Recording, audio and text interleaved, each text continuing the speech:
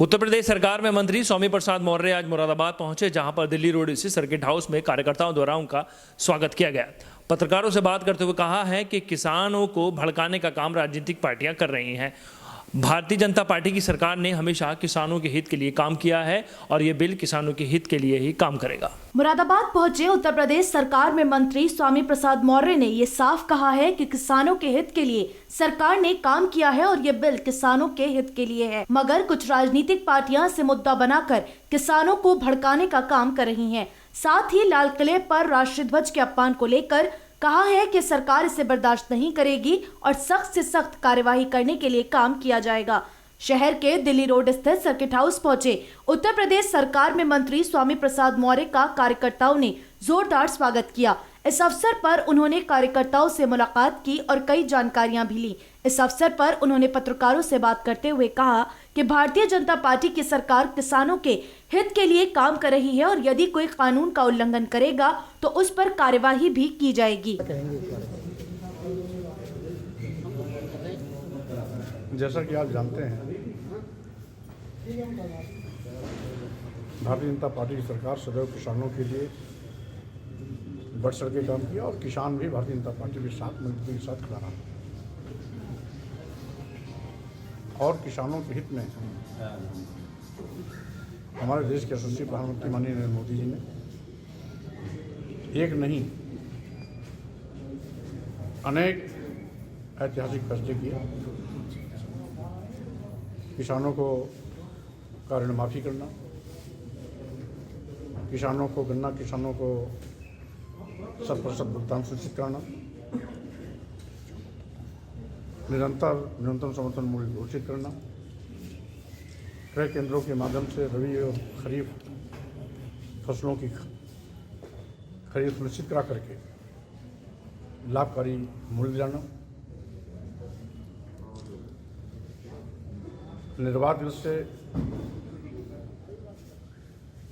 किसानों को पर्याप्त मात्रा में उर्वरक उपलब्ध कराना, नीम कोटेड यूरिया दिलाना और अभी किसानों को सस्ता ऋण मिल सके इसलिए 3,00,000 करोड़ रुपए का अलग से कार्बस फंड बनाना, फसल बीमा योजना का लाभ प्राथमिकता के साथ सुनिश्चित कराना आदि के साथ साथ जो किसानों के हित में लाभकारी मूल्य सुनिश्चित करने के लिए उसी क्रम में एक पहल और करते हुए नई कृषि नीति 2020 तैयार करना। रही बात आंदोलन की, तो आंदोलन, धरना और प्रदर्शन ये लोकतंत्र का आभूषण नहीं, तो उन्हें उठाया जा रहा है। मैं बता रहा हूँ, लगातार हमारी केंद्र सरकार का नेतृत्व एक नहीं कई चक्र का वार्ता कर चुका है और कई चक्र का वार्ता इस बात के लिए इंगित करता है कि किसानों की समस्याओं को, उनकी चिंताओं को हमारी सरकार ने गंभीरता से लिया और उसका निराकरण के लिए लगातार पहल जारी किया। 26 जनवरी गणतंत्र दिवस हमारा राष्ट्रीय पर्व है। उस दिन जिस तरीके से लाल किले पर झंडा फहराना, तिरंगे का अपमान करना, ये आचरण देशद्रोह के परिधि में आता है। किसानों के प्रति हमारी सहानुभूति पहले भी रही, आज भी है, लेकिन देशद्रोह का आचरण क्षम्य नहीं है।